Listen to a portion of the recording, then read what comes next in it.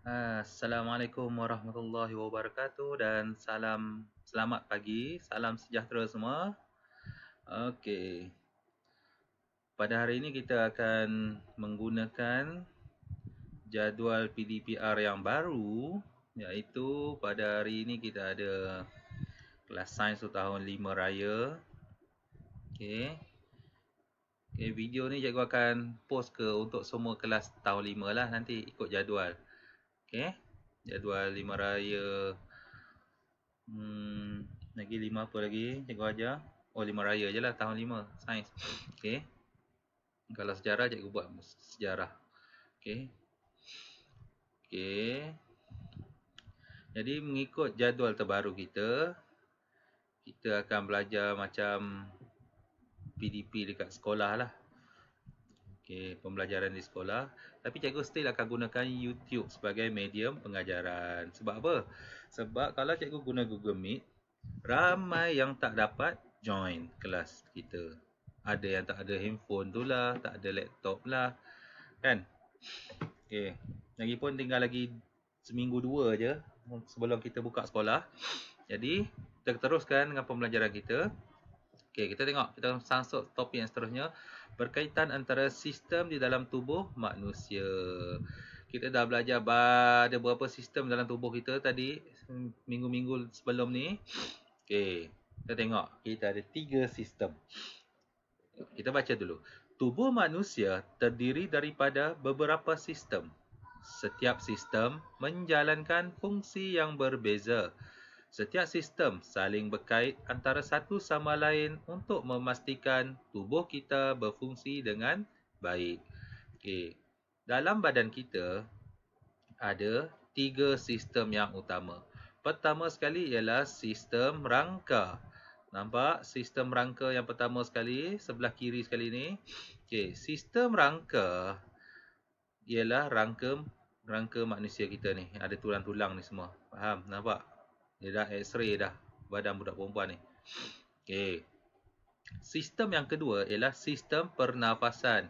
Udara masuk ikut hidung, lalu dekat trakea dan lalu dekat peparu. Dia akan bertukar gas di dalam peparu. Kejap lagi kita tengok macam mana gas tu bertukar. Ada animation dia. Dan yang ketiga ialah sistem pencernaan. Sistem pencernaan ni ialah sistem bila kita makan, makanan tu akan dicernakan. Okey. Dalam tubuh badan kita. Okey. Ada 4. Dan last sekali ialah sistem peredaran darah. Nampak? Ada 4. Dia ke bawah je, aku tak nampak tadi. Okey. Okey. Kita tengok. Setiap sistem ni dia berkait rapat. Kita tengok sistem pernafasan dulu. Okey. Sistem pernafasan. Sistem pernafasan mengangkut oksigen dan bergantung pada sistem peredaran darah untuk menghantar oksigen ke seluruh tubuh. Ingat sistem pernafasan ni dia bergantung pada sistem peredaran darah tadi tu. Supaya oksigen yang masuk kat paru-paru ni dia boleh transfer ke dalam darah. Dan darah tu akan bawa ke seluruh tubuh. Okey. Sistem pernafasan juga bergantung pada sistem peredaran darah untuk membantu menyingkirkan karbon dioksida dari tubuh. Bila oksigen tu dah digunakan, karbon dioksida akan ditolak naik pergi ke peparu dan peparu akan karbon dioksida tu akan masuk ke dalam peparu dan keluar ikut trakea, lalu trakea dan keluar ikut mulut. Okey. Yang kedua, sistem rangka. Sistem peredaran darah mengangkut oksigen dan nutrien kepada sistem rangka untuk membantu pembesaran tulang. Sistem rangka pula melindungi tubuh dan organ-organ pernafasan dan peredaran darah seperti peparu dan jantung. Okey, peparu ini awak bayangkan kalau budak perempuan ni tak ada tulang, sekali kawan dia ambil pensel tercocok kat badan dia, tembus ke dalam kan? Tembus ke dalam. Tak apa dia tepuk je kat belakang. Pek gitu. Terkeluar jantung. Macam tu.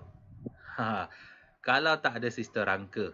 Okey, kalau ada sistem rangka dia macam sangka ni, nampak sangka dalam sistem rangka ni. Okey, perparu tidak akan cedera kalau orang tepuk kat belakang. Orang tepuk ikut depan pun macam ni, tak cedera. Sebab kita ada tulang yang melindungi peparu dan jantung dan perut tu semua. Okey. Itu kepentingan dia, sistem tu. Okey, dan yang ketiga, sistem pencernaan. Sistem peredaran darah mengangkut oksigen kepada sistem pencernaan.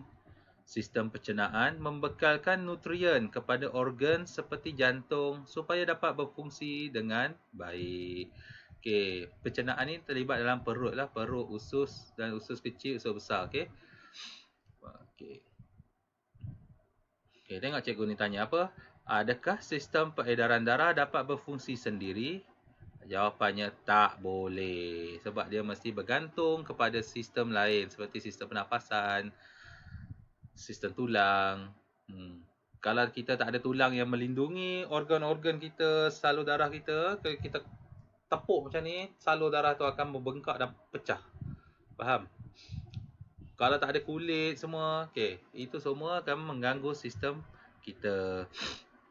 Okey, kita tengok apa jadi kalau sistem itu terganggu. Sistem di dalam tubuh manusia tidak dapat berfungsi secara sendiri.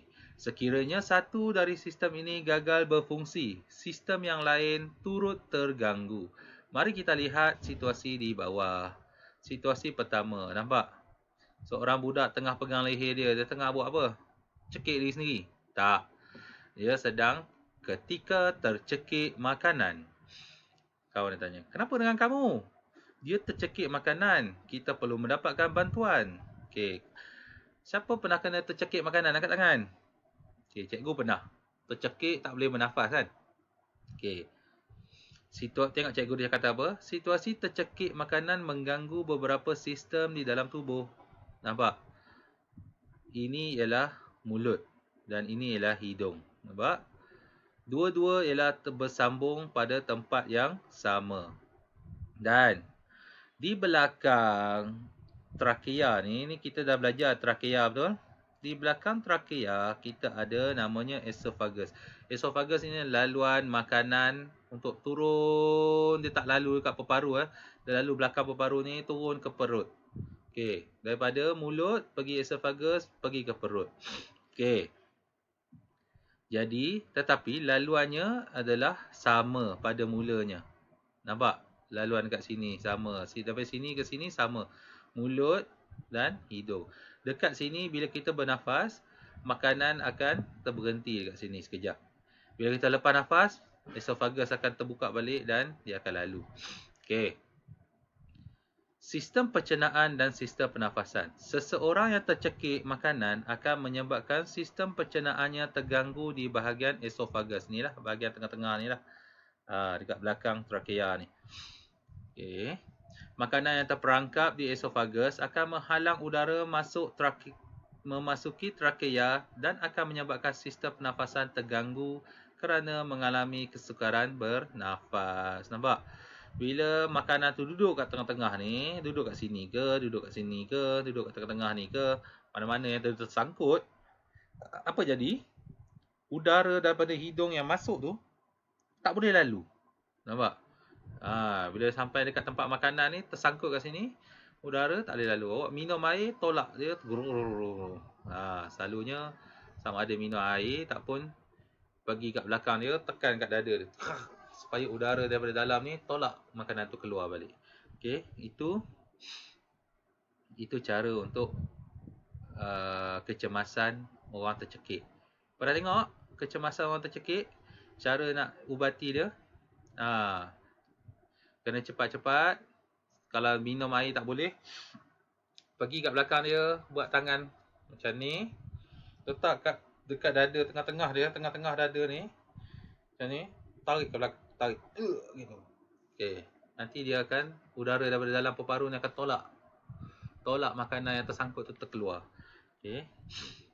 Yang kedua, ketika tulang patah. Okey, siapa pernah patah tulang tangan ke kaki ke? Okey, dia pernah merasai benda ni. Tulang yang patah juga menjejaskan beberapa sistem di dalam tubuh manusia. Nampak tulang ni? Dia dah tersengit gini, patah serong ni. Okey. Ini pun sama. Nampak yang bawah ni? Sistem rangka dan sistem peredaran darah. Tulang tangan yang patah menjejaskan sistem rangka. Okey. Bila dah patah, contohnya tangan cikgu katalah patah. Patah kan? Apa jadi? Tangan ni dah tak boleh bergerak dah. Sebab apa? Sebab tulang ini bersambung-sambung antara satu sama lain. Kalau patah dekat sini, satu tangan ni tak boleh gerak. Tak boleh angkat pun. Sebab apa? Sebab tulang dekat sini, dekat bahu ni, dia ada otot dia yang pegang dia. Okey, bila satu tulang patah, otot tu jadi lembik dah. So, otot tu tak boleh nak tarik, tak boleh nak tolak. Faham?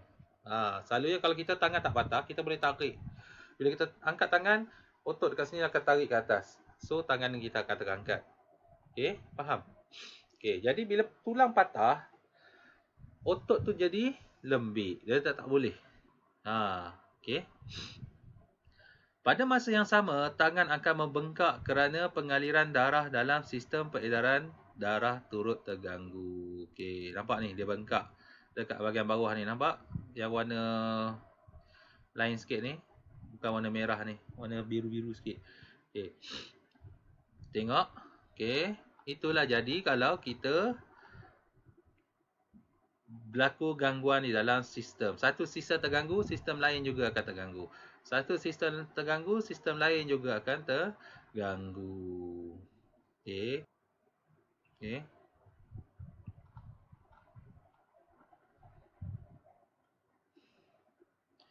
Okey. Sampai di sini saja kelas kita pada hari ini. Sekian. Terima kasih.